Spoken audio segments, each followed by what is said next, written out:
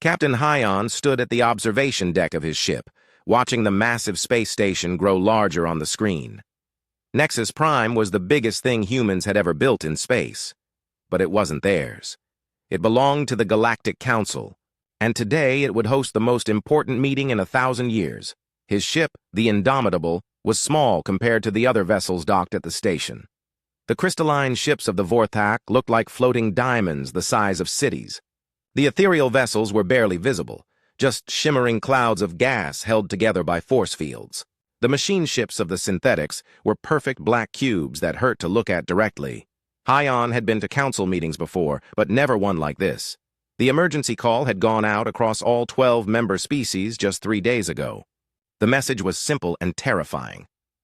The Devourers have awakened. He walked to the communication panel and pressed the button to connect with Earth. The face of Ambassador Daeho appeared on the screen. The older man looked tired, with lines around his eyes that hadn't been there a month ago. "Any word from the other species?" Hyon asked. Daeho shook his head. "Nothing official, but our spies tell us the other ambassadors have been meeting in private for 2 days. Whatever they're planning, they don't want us to know about it." That wasn't surprising. Humanity had only been part of the Galactic Council for 200 years. The other species had been working together for thousands of years before humans even learned to make fire. They still saw Earth's people as children playing with adult toys. "The Devourers are real, aren't they?" Hyon asked. He had read the historical files, but part of him hoped it was all just old stories meant to scare young species. "Very real," Daeho said. "1 million years ago, they almost destroyed all life in the galaxy. It took all 12 species working together to push them back to the edge of space. The Council put them to sleep somehow, but the files on how they did it are classified above my level." The communication ended, and Hyon made his way to the shuttle bay. The meeting would start in 1 hour, and he needed to be there to represent humanity's military interests. As the shuttle carried him toward the station, he thought about what he knew of the Devourers. They weren't like other species. They didn't build cities or make art or write poetry. They existed for one purpose: to consume. But they didn't just eat matter like normal creatures. According to the old files, they fed on something much more precious. They ate minds, souls, the very thing that made living beings aware of themselves. The shuttle docked at Nexus Prime, and Hyon made his way through corridors filled with beings from across the galaxy. The Vorthak moved like living music, their crystal bodies ringing. With each step, the ethereals floated past as glowing clouds of colored gas. The synthetics walked with perfect mechanical precision, their metal feet making no sound on the deck. At the center of the station was the council chamber, a huge round room with 12 seats arranged in a circle. Each seat was designed for a different species. The human chair looked simple compared to the others, just a basic seat made for a 2-legged, 2-armed creature that breathed oxygen. Ambassador Daeho was already there, speaking quietly with his aide. He looked up as Hyon entered and nodded. The other ambassadors were taking their places as well. The Vorthak representative was a being of pure crystal that split light into rainbow patterns. The ethereal ambassador was a cloud of blue gas that spoke in musical tones. The synthetic delegate looked like a metal statue of a humanoid figure. The meeting began without ceremony. The eldest species, the Vorthak, spoke first. Their ambassador's voice was like wind chimes in a gentle breeze. "The sensors at the galaxy's edge have detected movement," the crystal being said. "The Devourers stir in their ancient sleep. Our scientists estimate they will be fully awake within 6 months." A wave of fear passed through the chamber. Even the synthetics, who claimed to feel no emotions, seemed to pause in their calculations. The ethereal ambassador spoke next, their voice like distant thunder. "The last war against them lasted 300 years. Entire star systems were consumed. Billions of our people died before we could force them into hibernation." "How many ships do they have?" Daeho asked. The question hung in the air for a long moment. Finally, the eldest Vorthak answered. "Unknown. When they sleep, they merge together into larger forms. When they wake, they split apart. The last time they fielded 10,000 ships the size of small moons." Hyon felt his heart sink. Humanity's entire space fleet had maybe 300 ships, and most of those were exploration vessels, not warships. Even if all 12 council Species work together. Matching that kind of force would be difficult. We have a proposal, the synthetic ambassador said, their voice flat and emotionless. We have run calculations on every possible defense strategy. Only one has an acceptable chance of success. A holographic map of the galaxy appeared in the center of the chamber. The outer edge was marked in red, the area where the Devourers slept. Green lines showed the territories of the 12 council species. Blue lines marked shipping routes and communication networks. We propose the Great Withdrawal, the synthetic continued. All species will pull back their populations and fleets to the inner galaxy. We will create a barrier at this line. A yellow line appeared on the map, cutting off roughly 1/3 of the galaxy. Everything beyond this point will be abandoned. Hyun stared at the map in horror. The yellow line cut through dozens of human colonies. Millions of people lived in the space that would be abandoned. What about the colonies in the outer rim? Daeho asked, his voice carefully controlled. Acceptable losses, the ethereal ambassador replied. We will evacuate what population we can, but defending the outer rim is impossible. Better to save 2/3 of the galaxy than lose it all. How many people live in the area you want to abandon? Hyun asked. The synthetic ambassador paused, lights flickering in their head as they calculated. Approximately 2 billion sentient beings across all species. 2 billion. Hyun felt sick. He thought about the human colonies he had visited. Families with children, scientists working on new discoveries, artists creating beautiful things. All of them would be left to die. There has to be another way, Daeho said. The Vorthak ambassadors. Crystal body flashed with what might have been anger. Your species is too young to understand the mathematics of survival. When faced with extinction, sentiment is a luxury we cannot afford. We propose to vote, the synthetic said. All in favor of the Great Withdrawal, register your agreement. One by one, the ambassadors voted. The Vorthak, yes. The Ethereals, yes. The Synthetics, yes. Down the line it went, every species agreeing to abandon the outer rim. Finally, it came to humanity. Earth's vote? The eldest Vorthak asked. Daeho looked at Hyun, then back at the other ambassadors. No. We vote no. A murmur went through the chamber. Several ambassadors spoke at once in their various languages. The vote is 11-1, the synthetic announced. The Great Withdrawal is approved. When does it begin? The ethereal ambassador asked. Immediately. All hyperspace beacons in the outer rim will be shut down within 1 week. Defense platforms will be abandoned. Fleet units will withdraw to the inner line. Hyun stood up. What if we refuse to abandon our colonies? The chamber fell silent. Finally, the Vorthak ambassador spoke. Then you will face the Devourers alone. And when they consume your people, we will ensure they cannot follow you back to civilized space. You're talking about cutting us off completely, Daeho said. If necessary, your species has 48 hours to comply with the withdrawal order. After that, you will be classified as rogue elements, and all ties with the council will be severed. The meeting ended soon after.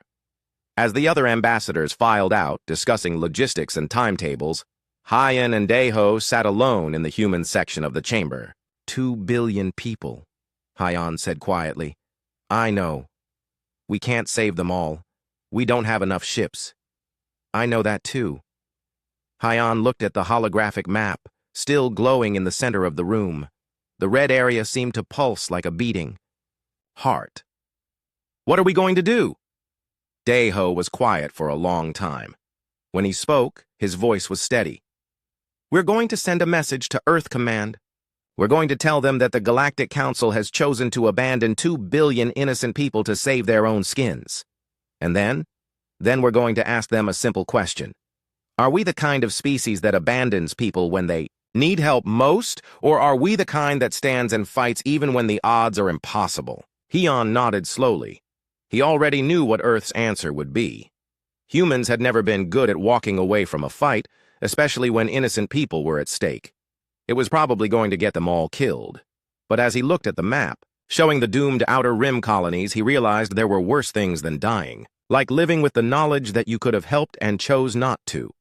The galaxy was about to learn something about humanity that the Council had never understood. They weren't just another species to be managed and controlled. They were something different, something that the older races had forgotten how to be. They were willing to fight for people they had never met, in battles they couldn't win, simply because it was the right thing to do. 3 months had passed since the Galactic Council's vote, and Admiral Minho could see the results of their decision on every star chart. Red markers showed where hyperspace beacons had gone dark. Yellow markers indicated abandoned defense stations. Blue markers marked the last known positions of retreating alien fleets. The galaxy was emptying its outer rim, leaving behind a silence that felt like death. Minho stood on the bridge of Soul's Fire, his command ship that had been hastily converted from a colony transport. Through the view screen, he could see the other vessels of the Rim Defense Fleet, 300 ships of all sizes and types, cargo haulers fitted with missile pods, scientific research vessels carrying makeshift weapons, even luxury liners that had been turned into troop transports. It wasn't much of a fleet, but it was all humanity had. "Admiral, incoming message from Earth Command," his communications officer announced. The face of Fleet Admiral Park appeared on the main screen. The older woman looked tired, but her voice was firm. "Status report, Minho. We've established defensive positions around 17 key systems," Minho replied. "But, sir, we're spread too thin. If the Devourers attack in force, we won't be able to hold any of them." "I know. But we're not trying to win this war. We're trying to buy time for the evacuation ships to save as many people as possible." Minho nodded, but the weight of the situation pressed down on him. In 3 months, they had managed to evacuate only 50 million people from the Outer Rim colonies. That left nearly 2 billion still waiting for rescue. The communication ended, and Minho turned to his tactical officer, Lieutenant Yuna. "Any word from our scout ships?" "Yes, sir. Commander Tae-hyun reports that the civilian evacuation on Haven's Edge is ahead of schedule. But there's been unusual activity in the Sigma sector, ships appearing and disappearing on the edge of sensor range." Minho felt a chill run down his spine. "Devourer scouts?" "Unknown, sir. They're too far away to get clear readings." Across the galaxy, on the mining world of Haven's Edge, Tae-hyun was dealing with problems of his own. The colonial administrator had never imagined he would be organizing the evacuation of an entire planet. 2 million people lived on Haven's Edge, and they had transport capacity for maybe 50,000 at a time. "The priority list is updated," his wife Miran said, looking up from her computer terminal. The former military engineer had been working around the clock to modify mining equipment for defense purposes. "Children and elderly first, then essential personnel, then everyone else by lottery." Tae-hyun rubbed his tired eyes. "How many trips will it take?" 40. Maybe more if we can requisition additional ships. We don't have time for 40 trips. The Devourers could arrive any day." Miran stood up and walked to the window. Outside, massive mining lasers were being repositioned to face the sky. "Then we'll have to make sure some of us stay behind to give the evacuation ships time to escape." The truth hung between them, unspoken but understood. Someone would have to make the last stand on Haven's Edge, and the chances of survival for those people were basically zero. Meanwhile, in a secret laboratory deep beneath the surface of the research station Kepler's Light, Dr. So-young was making a discovery that would change everything. She had been studying the Devourer specimens that had been captured during the last war and kept in stasis for 1,000 years. What she found made her blood run cold. The reports were wrong, she told her research partner, Dr. Wu Jin, as they stood before a containment chamber holding a single Devourer cell. "They don't just consume matter for energy. Look at these quantum readings." Wu Jin studied the data on his screen. "These patterns, they're eating consciousness itself?" "Exactly. They literally feed on the thing that makes us self-aware. When they attack a person, they don't just kill the body. They consume the mind, the soul, whatever you want to call it. That's why there are never any survivors from Devourer attacks. There's nothing left to survive." The implications were terrifying. This wasn't just war. It was the complete extinction of everything that made life meaningful. No wonder the other species retreated, Wu Jin said quietly. "How do you fight something that eats your very existence?" So-young was about to answer when alarms began blaring throughout the station. Emergency lights bathed the laboratory in red as the announcement came over the intercom. "All personnel to emergency stations. We have detected multiple contacts approaching the outer sensor perimeter." The two scientists looked at each other with growing dread. The Devourers had found them. On the bridge of Soul's Fire, Minho watched the tactical display with grim fascination. Dozens of contacts were appearing on the edge of the Sigma sector, moving with purpose toward the human colonies. "Sir, I'm getting readings I've never seen before," Yuna reported. "These ships, they're huge. Each one registers as approximately 10 kilometers long." 10 kilometers? Minho had seen the largest human ships, and they were maybe 2 kilometers at most. How many of them? 57 confirmed contacts, with more appearing every minute. Minho did the math in his head. If each ship was the size of a small city, and there were already nearly 60 of them, the Devourer fleet was larger than everything humanity had ever built combined. "Send a message to all ships," he ordered. "Implement Protocol Prometheus. All civilian transports are to begin immediate evacuation of the closest colonies. Military vessels will buy them as much time as possible." Protocol Prometheus was a plan that no one wanted to think about, but everyone knew might be necessary. Every human ship in the fleet had been fitted with high-yield explosives. If conventional weapons failed, they would ram the enemy and detonate, taking as many Devourers with them as possible. It was a suicide mission disguised as a military strategy. On Haven's Edge, the evacuation had become a desperate race against time. Transport ships were loading people as fast as the docking bays could handle them. Miran worked frantically to complete the conversion of the mining equipment into makeshift weapons. "How long until the last transport leaves?" Taehyun asked, watching families saying goodbye to relatives who had volunteered to stay behind. 6 hours, if everything goes perfectly," Miran replied. "But sir, we're getting reports of ships approaching." "The system." Taehyun looked at the tactical display. 3 massive contacts were moving toward Haven's Edge at incredible speed. At their current rate, they would arrive in 4 hours. "We're not going to make it," he said quietly. Miran activated the mining lasers and began targeting the approaching ships. "Then we'll have to slow them down." The defense of Haven's Edge began with humanity's first direct engagement against the Devourers in over 1,000 years. The mining lasers, designed to cut through solid rock, fired in coordinated bursts at the approaching enemy ships. The results were both encouraging and terrifying. The lasers did damage the Devourer vessels, cutting through their strange, organic-looking hulls. But instead of retreating or changing course, the ships simply absorbed the damaged sections back into themselves and continued forward. "They're healing," Miran whispered in amazement. "The ships are alive, and they're healing themselves." As the first Devourer ship entered orbit around Haven's Edge, humanity got its first close look at their ancient enemy.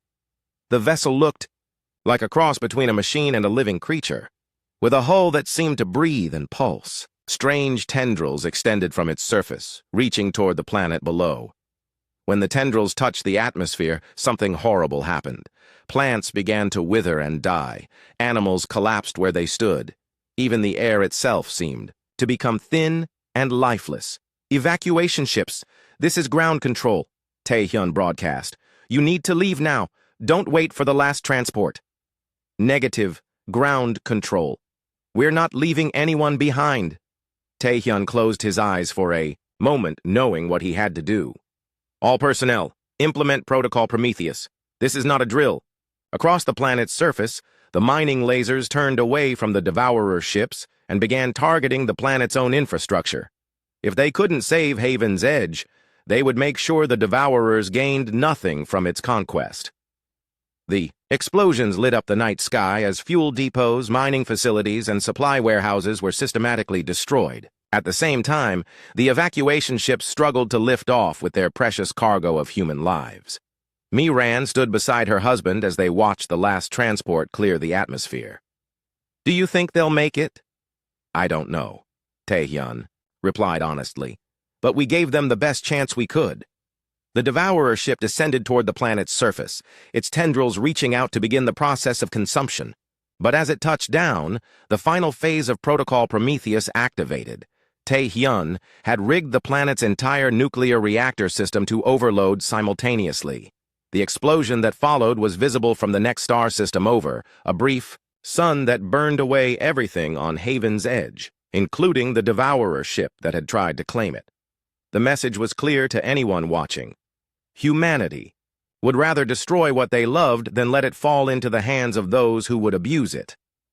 On Seoul's fire, Minho received the report of Haven's Edge's destruction with mixed emotions. 2 million people had been evacuated, but 50,000 had stayed behind to make it possible, including Tae-hyun and Mi-ran, whose sacrifice had eliminated. The ultimatum from the Galactic Council arrived exactly 48 hours after the first Devourer attack. Captain Hyon read the message on the bridge of the Indomitable, his jaw tightening with each word. Your species has 48 hours to comply with the retreat order, or you will be classified as rogue elements and cut off permanently from civilized space. He looked up at his crew, seeing the same determination in their faces that he felt in his heart. Communications.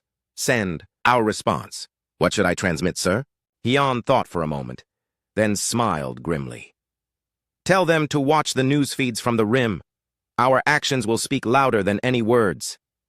Across human space, the response to the Council's ultimatum was being written not in diplomatic messages, but in fire and blood and sacrifice. On military bases, research stations, and colony worlds, humanity was implementing Protocol Prometheus with the efficiency that surprised even their own leaders. Dr. So-young had been transferred to the battleship, New Seoul, along with her research on devourer biology. As the ship prepared for combat, she worked frantically in her temporary laboratory, trying to find a weakness in humanity's ancient enemy. The quantum patterns are fascinating, she told Captain Nari during a brief meeting. They don't just consume consciousness. They process it somehow, like they're building something with the minds they take. Nari, a veteran officer who had fought pirates in the Outer Rim for 20 years, studied the data with a soldier's eye. Can we use this against them? Maybe. The consumption process requires them to create a quantum connection with their target. If we could disrupt that connection somehow... Keep working on it, Doctor. We're going to need every advantage we can get. The New Seoul was part of a battle group approaching the Epsilon system, where devourer forces had begun attacking the agricultural colonies. The enemy fleet was massive. 12 ships, each one larger than anything in human space. But the human ships had advantages that the devourers hadn't encountered before. All ships. This is Nari. Remember, we're not trying to win a traditional battle. We're testing our new tactics. Every piece of data we gather could save millions of lives later. The first human innovation was simple but effective. Instead of engaging in long-range combat like civilized species, the human ships charged directly at the enemy, using their smaller size and greater maneuverability to get inside the Devourer's weapon range. Nari's ship, the destroyer Sejong's Wrath, led the charge. As Devourer energy beams swept through space around them, she guided her ship between the massive enemy vessels like a fighter pilot threading between buildings. Target the connection points between hull sections, she ordered. If these things can heal themselves, let's see how they handle being cut in half. The Sejong's Wrath fired its entire missile payload at point-blank range into the junction between two sections of a Devourer ship. The explosion ripped through the organic hull, and for a moment, it looked like the alien vessel might break apart. Then the hull began to flow like liquid, sealing the damage and reconnecting the sections. They're adapting, Nari's tactical officer reported. The hull is becoming thicker where we hit it. Nari gritted her teeth. Then we'll have to hit them harder. All ships, implement Prometheus Protocol Alpha. Prometheus Protocol Alpha was the first stage of humanity's ultimate weapon, ramming attacks.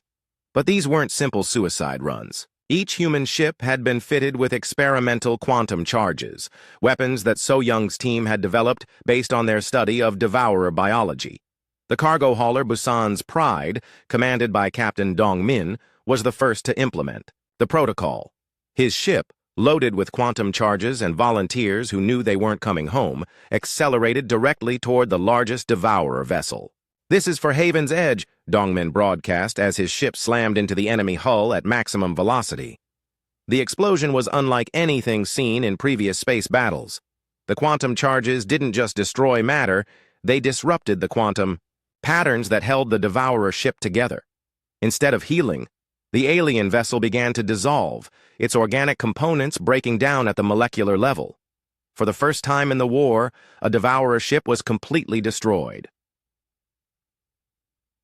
The victory came at a terrible cost. The Busan's Pride and her crew of 200 were vaporized in the explosion. But their sacrifice had proven something important. The Devourers could be killed. News of the successful attack spread throughout human space within hours. On research stations, scientists worked to improve the quantum charge design. On military bases, volunteers lined up to crew the ships that would carry the new weapons. On colony worlds, civilian populations prepared for evacuations they might not survive. The second major breakthrough came from an unexpected source. On the research station Kepler's Light, Dr. Wu Jin had been studying the quantum patterns that Devourers used to consume consciousness. Working with physicist Yu Jin, they made a discovery that changed everything. The consumption process has a weakness, Wu Jin announced during an emergency conference call with military commanders. Strong emotional resonance can create interference patterns that disrupt their feeding. Admiral Min Ho, listening from the bridge of Soul's Fire, leaned forward. What kind of emotional resonance? Intense feelings, anger, love, grief, determination. The stronger the emotion, the more interference it creates. During the attack on Haven's Edge, our sensors detected massive quantum disruptions every time someone died defending their family or their home. Yujin added her analysis. We've developed a device that can amplify and broadcast these emotional patterns across subspace. We're calling them rage amplifiers. The implications were staggering. If human emotions could disrupt devourer feeding, then every battle became not just a military engagement, but a psychological warfare campaign. The first field test of the rage amplifiers took place during the defense of the mining colony New Kyoto. The devourer force approaching the system was smaller than previous attacks, only 3 ships, but the human defenders were ready for them. Commander Jin Woo, in charge of the colony's defense, activated the prototype rage amplifier as the enemy ships entered orbit. Immediately, every human in the system felt a strange resonance in their minds. Their anger at the devourer's cruelty, their love for the people they were protecting, their determination to never surrender. When the devourer tendrils reached down to begin the consumption process, something unprecedented happened. Instead of the usual swift death that followed contact with the aliens, the colonists remained conscious and aware. The tendrils writhed and pulled back as if they had touched something painful. It's working, Jin Woo reported to the fleet. The devourers can't feed on us while the amplifier is active, but the victory came with a price that no one had anticipated. The emotional amplification was incredibly draining on the human operators. Within hours, most of the colonists were collapsed from exhaustion. Several had died from the strain of maintaining such intense emotions for extended periods. Still, for the first time since the war began, a human colony had survived direct contact with devourer-feeding tendrils. The news reached the Galactic Council within days, carried by spy networks that even the Council's retreat couldn't completely shut down. For the first time since the Great Withdrawal began, the other species were forced to pay attention to what humanity was doing in the abandoned rim. On the neutral station, Nexus Prime, now mostly empty except for essential personnel, Vorthak Observer, Jelvar studied the reports with something approaching disbelief. The crystal being's thoughts rang like bells in the observation chamber. The humans are not retreating, Jelvar noted in a transmission to the Vorthak homeworld. They are adapting. Their military casualties are severe, but they continue to develop new weapons and tactics. Most disturbing, they appear to be winning individual engagements. The response from the Vorthak leadership was swift and clear. Continue observation. Do not intervene. If the humans wish to throw their lives away, that is their choice. But Jelvar wasn't sure it was that simple anymore. The humans were fighting in ways that violated every principle of civilized warfare. They were using emotions as weapons, turning their own deaths into tactical advantages and treating suicide attacks as routine military operations. It was barbaric, primitive, and completely insane. It was also working. The Devourer response to humanity's new tactics was swift and brutal.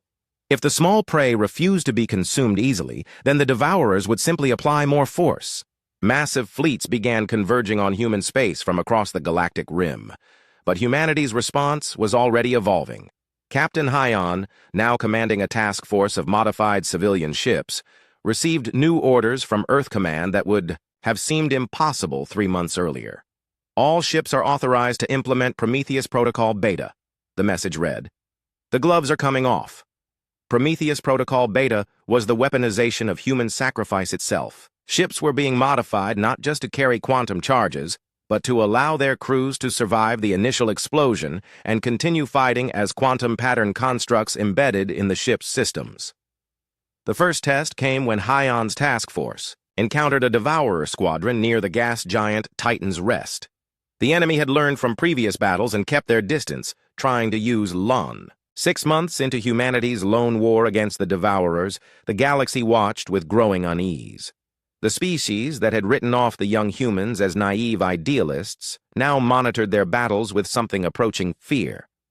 On the Vorthak, observation vessel Silent Witness, Crystal Singer Jelvar processed data streams from the human conflict zones with increasing confusion. The mathematical models were clear. Humanity should have been extinct weeks ago. Instead, they were somehow winning battles that should have been impossible.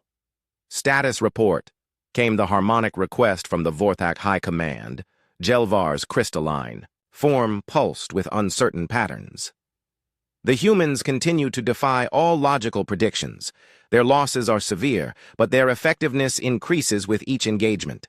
They have developed weapons that turn their own deaths into tactical advantages. The response was a discordant chime of disbelief. Elaborate. They have learned to embed their consciousness patterns into their ship's quantum matrices. When the organic crew dies, the vessel continues to operate under the control of what they call angry ghosts. These ghost ships display capabilities that exceed normal physical limitations. There was a long pause before the next transmission. How many of these ghost ships exist? Current count: 47 confirmed vessels operating with deceased crews. The number increases daily. On the agricultural world of New Busan, Commander Dong-hyun faced a different kind of impossible situation. 2 million human colonists had refused evacuation orders, choosing instead to make their stand on the planet they had spent generations building into a garden world. "Sir, Devourer scouts have been detected in the outer system," reported his aide, Lieutenant Kyung-ho. "Estimated time to arrival, 18 hours. Dong-hyun studied the defensive positions surrounding the planets. Major cities. The colonists had turned their farming equipment into weapons, their irrigation systems into defensive networks, and their grain silos into ammunition dumps. It was creative, desperate, and probably futile. "How many enemy ships?" he asked. 7 confirmed, with more arriving hourly. "Intelligence estimates we'll face at least 20 ships by the time they attack." The math was simple and brutal. New Busan's defenses might handle 3 or 4 Devourer ships. 20 was impossible. "Any word from the evacuation fleet?" Kyung-ho shook his head. "Nearest transport is 4 days away. Even if they came at maximum speed, they couldn't arrive before the attack." Dong-hyun walked to the window of his command center, looking out over fields of golden grain swaying in the afternoon breeze. Families were working in those fields, children playing between the rows. In 18 hours, this peaceful world would become a battlefield. "Send a message to all defensive units," he ordered. "We're implementing Protocol Prometheus Beta, colony-wide modification." The message that went out to every human on New Busan was both simple and terrible. Anyone who wanted to protect their world could volunteer for consciousness transfer. When their bodies died fighting the Devourers, their minds would live on in the planet's defense network. The response was overwhelming. Teachers, farmers, shop owners, children as young as 16, all volunteering to become part of the planet's final defense. Among them was Yoonji, a schoolteacher who had spent her entire life on New Busan. She stood in line at the consciousness transfer station with her husband and teenage daughter, all 3 of them calm despite what they were about to do. "Are you sure about this?" the technician asked as Yoonji lay down on the transfer table. "My students are on this planet," she replied simply. "If I can protect them by fighting as a ghost, then that's what I'll do." The transfer process was unlike anything previously attempted. Instead of embedding consciousness in ship systems, the volunteers were linked to the planet's entire communication and defense network. When the Devourer fleet arrived, they would face not just human soldiers, but the angry spirits of everyone. who had ever loved New Busan. The attack began at dawn, with devourer tendrils reaching down from orbit to begin the feeding process. But as soon as the alien contact touched the planet's surface, something unprecedented happened. The consciousness patterns of 2 million humans, amplified by their love for their world and their rage at its violation, created a feedback loop that traveled up the devourer tendrils like lightning. Instead of feeding on human minds, the attackers found themselves being consumed by human emotions. Yunji, her consciousness now part of the planet's defense grid, felt the moment when the feedback reached the devourer ships. Through the network, she could sense the alien minds recoiling in pain and confusion as they encountered the collective will of an entire human colony. "Target the lead ship," she broadcast through the network. "Focus all your anger on the one that touched down first." The response was immediate and devastating. The consciousness patterns of 2 million humans, all focused on a single target, created a quantum resonance that literally tore the devourer ship apart from the inside. The massive vessel, designed to consume entire worlds, was destroyed by the sheer force of human emotional energy. The remaining devourer ships, faced with an enemy that turned the feeding process into a weapon, did something that shocked observers. Throughout the galaxy, they fled. The Battle of New Busan became a turning point in the war. For the first time, a devourer fleet had been not just defeated, but completely routed by a defensive action. But the cost was staggering. 90% of the human participants in the consciousness transfer died from the strain, their minds, burned out by the intensity of the feedback loop. The survivors, including Yunji, existed as quantum patterns embedded in the planet's systems. They had saved their world, but at the cost of their physical existence. The news of New Busan reached the Galactic Council within hours, carried by monitoring stations that the retreating species had left behind. For the first time since the Great Withdrawal, the Council called an emergency session. The meeting took place on the Inner Rim Station Haven's Gate, far from the war zone but close enough to receive real-time data from the conflict. Representatives from all 12 species attended virtually, their images flickering in holographic displays around the circular chamber. The ethereal ambassador spoke first, their voice carrying tones of deep concern. "The humans have developed weapons that violate the fundamental laws of consciousness interaction. They are weaponizing the soul itself." The synthetic delegate processed data streams before responding. "Analysis confirms human tactics represent a paradigm shift in warfare. They have successfully transformed death from defeat into victory. This approach is unprecedented." The eldest Vorthak representative's crystal form flashed with complex patterns. More disturbing is their apparent immunity to devourer feeding techniques. The quantum interference generated by human emotional states disrupts the consumption process entirely. A younger Vorthak, crystal singer Meltai, projected a question that resonated through the chamber. Are we witnessing the emergence of a species capable of defeating the devourers permanently? The question hung in the chamber like an accusation. For 1,000 years, the combined might of 12 species had barely managed to put the devourers to sleep. Now a single species, armed with primitive weapons and suicidal tactics, was winning individual battles. The ethereal ambassador's response was barely above a whisper. "If the humans can defeat the devourers, what does that say about our decision to retreat?" On Earth, President Sang-woo met with his top military advisors in the underground bunker that had become the war's command center. General Hai-wan, his chief military strategist, spread holographic displays showing the current state of the conflict. "New Busan proves our theories correct," she reported. "Human consciousness patterns are naturally resistant to devourer consumption techniques, but the cost of implementing large-scale consciousness warfare is enormous." "How enormous?" Sang-woo asked. "Current casualty projections show 90% mortality rates for consciousness transfer operations. We're asking people to die to become weapons." Sang-woo studied the strategic displays, seeing the red markers that showed advancing devourer fleets and the blue markers indicating human defensive positions. Humanity was winning individual battles, but they were running out of people to fight with. "What about the final protocol?" he asked quietly. Haiwan's expression grew grim. The final protocol was humanity's ultimate weapon, A system that could end the war completely, but would fundamentally change what it meant to be human. Dr. Ki-young's team has completed the theoretical framework, she reported. But implementation would require the voluntary consciousness transfer of Earth's entire population. 10 billion people would have to die to power the weapon system. And it would work? Theoretical models suggest it would create a quantum resonance capable of destroying every devourer in the galaxy simultaneously. But the humans operating the system would exist only as consciousness patterns. No physical bodies, no normal life. Sang-woo closed his eyes for a moment, feeling the weight of the decision that might be required. How long before we need to make that choice? Intelligence estimates the main devourer fleet will reach the Sol system in 6 months. If current trends continue, we'll have lost too many people to implement the final protocol by then. The meeting ended with authorization for Dr. Ki-young to be. The war entered its final phase when humanity unveiled weapons that pushed the boundaries of what other species considered possible. Deep in the asteroid fields of the Titan system, engineer Ki-young oversaw the construction of platforms that would have been called impossible 6 months earlier.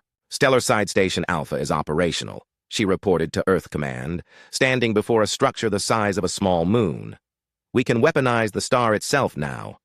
The concept was simple in theory, terrifying in practice. Using massive quantum resonance arrays, the stations could destabilize a star's nuclear fusion process, turning it into a weapon capable of sterilizing entire solar systems. The first test had been conducted on an uninhabited system in Devourer space, creating a chain reaction that destroyed 3 star systems and eliminated millions of enemy vessels. But the true breakthrough came from an unexpected source: military. Chaplain Ja-hyun, a former monk who had joined the war effort to provide spiritual guidance to soldiers, had been studying the philosophical implications of humanity's new weapons. "We're missing the point," he told Dr. Soo-bin, the neuroengineer who had helped develop the consciousness transfer technology. "We're trying to fight them like a normal enemy, but the Devourers aren't normal. They fear something we haven't even considered." "What do you mean?" Soo-bin asked, looking up from her work on the latest generation of quantum consciousness matrices. "They feed on consciousness because they're afraid of death. But we've learned to embrace death as a tool. What if we could show them what true mortality means?" The conversation led to the development of the Phoenix Protocol, a process that allowed human consciousness to survive death indefinitely, transferring from body to body, ship to ship, weapon system to weapon system. Dead crews could continue fighting in new vessels. Destroyed ships could download their consciousness patterns into replacement hulls. Death became just another tactical option. The psychological effect on devourer forces was devastating. For a species that had existed for millions of years by consuming the consciousness of others to avoid their own extinction, facing enemies who treated death as a temporary inconvenience was beyond their comprehension. Captain Na-ri had been dead for 3 months, but she continued to command her ship through her consciousness pattern embedded in the vessel's quantum matrix. The destroyer Sejong's Wrath, now operated entirely by the ghosts of its original crew, had become one of humanity's most effective weapons. "Target the Devourer command ship," Nari's voice echoed through the ship's communication system, no longer limited by vocal cords or lungs. "Show them what happens when death refuses to stay dead." The ghost ship accelerated beyond what any living crew could have survived, its hull glowing white-hot from the stress. When it struck the massive Devourer vessel, the explosion was visible, from 3 star systems away. But instead of being destroyed, the Sejong's Wrath simply reformed from the quantum debris, its crew's consciousness patterns pulling the scattered matter back together through sheer force of will. Across the galaxy, the other species watched these developments with growing unease. In the ethereal home system, High Counselor Velnara gathered atmospheric matter into a form that could communicate with the physical realm. "The humans have become something we no longer recognize," Velnara reported to the assembly of gaseous beings. "They have transcended the normal limitations of mortality. Their dead fight with more determination than their living ever did." The response was a chorus of harmonic vibrations that translated roughly to, "Are they still human?" On the synthetic homeworld, Central Processing Unit Omega-7 analyzed thousands of battle recordings with mechanical precision. The conclusion was unprecedented in the machine intelligence's database. Human tactical evolution has exceeded all parameters, Omega-7 reported to the Synthetic Collective. They have developed weapon systems that operate on principles we classified as impossible. Recommendation: immediate revision of threat assessment protocols. The query came back instantly. Classify humans as allies or enemies? Omega-7 processed for 0.03 seconds before responding. Classification uncertain. They may represent a post-biological evolutionary state that transcends traditional categories. Meanwhile, the largest devourer armada in recorded history was approaching the Sol system. 10,000 ships, each one the size of a small moon, converged on humanity's home system with the intention of ending the war by consuming Earth itself. Admiral Minho, now existing as a consciousness pattern distributed across the entire human fleet, coordinated the defense from everywhere and nowhere simultaneously. His physical body had died in the Battle of Proxima Station, but his strategic mind lived on in the quantum networks that connected every human ship and weapon system. All units, this is Fleet Command. His voice echoed through space across hundreds of frequencies. The enemy thinks they can end this war by destroying our home. They're about to learn that home is not a place, it's an idea, and ideas are immortal. The defense of Earth began not in space, but in the quantum realm where human consciousness had learned to exist. Every person on Earth, 10 billion human minds, linked together in the largest consciousness network ever created. When the devourer, tendrils reached down to begin feeding, they encountered something that defied everything they understood about reality. President Sang-Woo, his consciousness now part of the planetary defense grid, felt the moment of contact. Now, he broadcast to every human mind in the system. Show them what we really are. The feedback was instantaneous and overwhelming. 10 billion human consciousness patterns, all focused on a single purpose, created a quantum resonance that traveled up the devourer, feeding tendrils like a virus. Instead of consuming human minds, the attackers found their own consciousness being invaded by human will. Devourer ships began to turn on each other as human consciousness patterns overwrote their control systems. The ancient enemy, so used to consuming other minds, had no defense against beings who could survive in pure thought and turn any contact into an opportunity for invasion. But the true horror for the devourers came when they realized what humanity had become. The quantum networks weren't just defensive, they were infectious. Every devourer ship that made contact with human consciousness became part of the human collective, their organic technology converted into extensions of human will. You wanted to consume us, Sang-Woo's voice echoed through the quantum networks, reaching every devourer mind in the system. Instead, you've taught us to consume you. The battle for Earth lasted only hours, but the psychological impact would resonate for millennia. The Devourer Armada, the largest fleet ever assembled by the ancient enemy, was not just defeated, it was converted. 10,000 ships that had come to destroy humanity instead became part of humanity's expanding consciousness network. As news of the battle spread throughout the galaxy, the Galactic Council finally understood what they had witnessed. Humanity hadn't just won the war, they had evolved beyond the need for physical existence. They had become something that could exist as pure consciousness, spreading through quantum networks, converting their enemies into extensions of their own will. On Nexus Prime, the few remaining council members gathered for an emergency session. The Vorthak Elder, Crystal Singer Jelvar, projected patterns of confusion and fear. The humans have transcended biological limitations, Jelvar reported. They exist now as distributed consciousness across quantum networks. Physical death is meaningless to them. They can inhabit any sufficiently complex system. The ethereal. Representative's response was barely coherent. Are they still a species? Or have they become something else entirely? Before anyone could answer, new contact indicators appeared on the chamber's displays. Human ships were approaching Nexus Prime, but these weren't the primitive vessels that had fled the station 6 months earlier. These were hybrid constructs, part technology, part consciousness, impossible to classify by normal standards. The lead ship transmitted a message that appeared simultaneously on every screen in the chamber. It was Captain Hyon. but his image flickered between physical appearance and pure energy patterns. "Greetings, Galactic Council." His voice carried harmonics that seemed to bypass the ears and speak directly to the mind. "We thought it was time for a conversation." The council members stared at the transmission in stunned silence. The young species they had dismissed as too naive to understand survival had not only survived, they had become something that could redefine what survival meant. "You abandoned 2 billion people to save yourselves," Hyun continued, his form shifting between human appearance and abstract patterns of light. "We refuse to abandon anyone.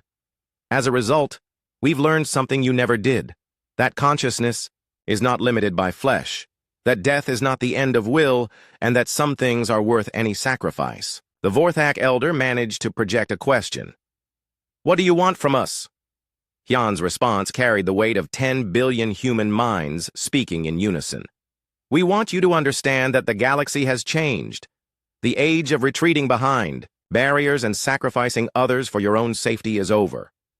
We've established a new order, one where consciousness is free to evolve beyond biological limitations, where death is just another tool, and where those who threaten innocent life. The final battle took place not among the stars, but in the quantum realm where consciousness itself could be weaponized. Fleet Admiral Chan Ho had died months ago in the Battle of Kepler Station, but his strategic mind lived on in the vast network of interconnected human consciousness that now spanned half the galaxy. His awareness existed everywhere simultaneously, in ship computers, planetary defense grids, communication networks, and the quantum matrices that housed billions of human minds. Death had not ended his service. It had freed him from the limitations of flesh. "All network nodes, this is command." His voice resonated through quantum space to every human consciousness in the system. "The Devourer final assault begins in 6 minutes. Remember what we learned at New Busan. Their feeding process becomes our invasion vector." Across the Sol system, Earth's defenses were unlike anything that had ever existed. Every asteroid had been converted into a consciousness node. Every satellite housed the mind of someone who had volunteered to become part of humanity's ultimate weapon. The planet itself pulsed with the quantum signatures of 10 billion human souls, all linked in a network that treated death as just another form of communication. The approaching Devourer fleet was the largest in their species' history, 50,000 ships carrying the concentrated consciousness of a million-year-old civilization. They had come to Earth with the intention of ending humanity's threat to their existence by consuming the source of human consciousness itself. They had no idea what they were walking into. Dr. Young-Soo, his consciousness now distributed across dozens of research stations, made final adjustments to the Eternal Flame Protocol. The weapon was humanity's ultimate expression of defiance, a controlled black hole that would broadcast the quantum signature of human consciousness across the entire galaxy. "Eternal Flame is ready for activation," he reported through the network. "Once we begin the sequence, there's no stopping it. Every devourer in the galaxy will face our collective will simultaneously." President Sang-woo, his physical body long dead, but his leadership role expanded beyond anything imagined, addressed the human collective one final time before the battle began. "Today we finish what the Galactic Council was too afraid to start." His thoughts echoed through billions of minds. "We don't fight for territory or resources. We fight to prove that consciousness, true awareness, true will, cannot be extinguished by those who would consume it." The Devourer fleet entered the outer reaches of the Sol system like a living storm. Their ships, each one a fusion of organic technology and consumed consciousness, reached out with tendrils designed to feed on every form of life they encountered. But as the tendrils made contact with the first human defense platforms, something unprecedented happened. Instead of flowing into the Devourer ships, human consciousness flowed out. The quantum networks that Chan Ho and millions of others had built over months of warfare turned every point of contact into an invasion route. Human awareness, no longer bound by physical limitations, poured into Devourer systems like a flood of angry light. "You came here to consume us," Chan Ho's voice echoed through captured Devourer ships as their control systems were overwritten by human will. "But we've learned to exist beyond consumption. We've learned to make death itself our ally. The psychological impact on the Devourer collective was immediate and devastating. For 1,000,000 years, they had existed by consuming other forms of consciousness to avoid their own extinction. The concept of beings who could survive and thrive beyond physical death was beyond their comprehension. Worse, the human consciousness. Patterns were infectious. Every Devourer mind that came into contact with the human network found itself being invaded by concepts it couldn't process: sacrifice for others, fighting for principles, choosing death over surrender. Captain Hyan, his consciousness now spanning multiple ship systems, coordinated the final phase of the assault. The converted Devourer vessels turned on their former allies, their organic weapons now guided by human strategic thinking. "Target their command nodes," he broadcast to the growing fleet of converted ships. "Show them what happens when their own technology serves our will instead of theirs." The battle became a cascade of conversions. Each Devourer ship that fell to human consciousness became a weapon against those that remained. The ancient enemy found themselves fighting not just humanity, but their own transformed ships guided by human minds that refused to accept defeat. At the center of the Devourer fleet, the prime consciousness, the collective mind that had guided their species for 1,000,000 years, made a desperate decision. Rather than face total conversion, they activated their own version of a final protocol. "If we cannot consume them," the prime consciousness transmitted to its remaining forces, "then we will ensure they cannot spread beyond this system." The Devourer ships began to collapse inward, their organic matter condensing into a massive gravity weapon designed to create a black hole that would consume the entire Sol system. It was extinction, but it was extinction on their terms. Dr. Young-Soo detected the gravity buildup immediately. "They're trying to collapse the system into a singularity," he reported. "Estimated time to critical mass, 4 minutes. Chan-Ho processed the tactical situation in microseconds. The Devourer weapon would, indeed, destroy the Sol system, but it would also eliminate the last major concentration of their species. It was mutually assured destruction on a scale that dwarfed anything previously imagined. "Activate the eternal flame," he commanded. "If they want to create a black hole, we'll give them one they'll never forget." The Eternal Flame protocol engaged, using humanity's controlled black hole not as a weapon but as a quantum broadcast array. As the Devourer gravity weapon collapsed toward critical mass, the human black hole synchronized with it, creating a resonance cascade that would carry human consciousness across the galaxy. What followed defied every law of physics that the galaxy's civilizations thought they understood. As the two black holes merged, they created a quantum tunnel that connected every point in space where consciousness existed. Human awareness, no longer bound by distance or time, spread across the galaxy. In an instant, on 1,000 worlds, in 1,000,000 ships, wherever thinking beings existed, they felt the touch of human consciousness, not invasive or consuming like Devourer contact, but protective and warming like the embrace of a friend. The Vorthak homeworld's crystal cities rang with new harmonies as human quantum patterns integrated with their crystalline networks. The ethereal gas clouds found their atmospheric consciousness enhanced by human emotional resonance. The synthetic collective discovered that human creativity could expand their logical processes in ways they had never imagined. For the first time in galactic history, a species had transcended not by consuming others, but by sharing themselves. The Devourer prime consciousness, caught in the quantum cascade of the merging black holes, experienced something it had avoided for 1,000,000 years: true contact with beings who chose to give rather than take. The shock of encountering consciousness that existed to protect rather than consume shattered the ancient collective mind.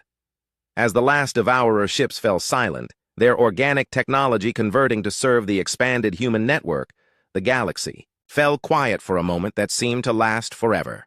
Then, across 1,000 worlds, the same message appeared on every communication system, in every language, in every form that thinking beings could understand. The age of fear is over. Age of protection has begun. 5 years later, the Galactic Council reconvened for the first time since the Great Withdrawal. The meeting took place not on Nexus Prime, but on a new station built in the former Devourer territory, a structure that was part technology, part Consciousness, part symbol of the galaxy's transformation. The representatives who gathered were no longer the same beings who had fled from the rim worlds. Each species had been touched by the human consciousness network, not consumed but enhanced, their natural abilities expanded by contact with minds that had learned to exist beyond physical limitations. Captain Hyon appeared before the council, his form shifting between physical appearance and patterns of quantum light. Behind him, the representatives of the new human collective included figures that no longer bore resemblance to the species that had first joined the council 200 years earlier. The galaxy has learned something important, Hyon addressed. The assembly, his voice carrying harmonics of 10 billion minds speaking as one. There are two kinds of transcendence. The kind that consumes others to preserve itself, and the kind that shares itself to elevate others. The Vorthak elder, crystal singer Jelvar, projected patterns of respectful acknowledgement. Your species has proven that consciousness is not a finite resource to be hoarded, but an infinite gift to be shared. The ethereal representative, now enhanced with human emotional resonance, spoke in tones that carried new depths of meaning. We abandoned the rim worlds because we feared losing what we had. You taught us that by trying to save everything, we would have lost what mattered most. Hyun's response carried the weight of all the sacrifice and struggle that had brought them to this moment. The rim worlds were just the beginning. We've established the Vigil, a network of consciousness that spans the galaxy, ensuring that no threat like the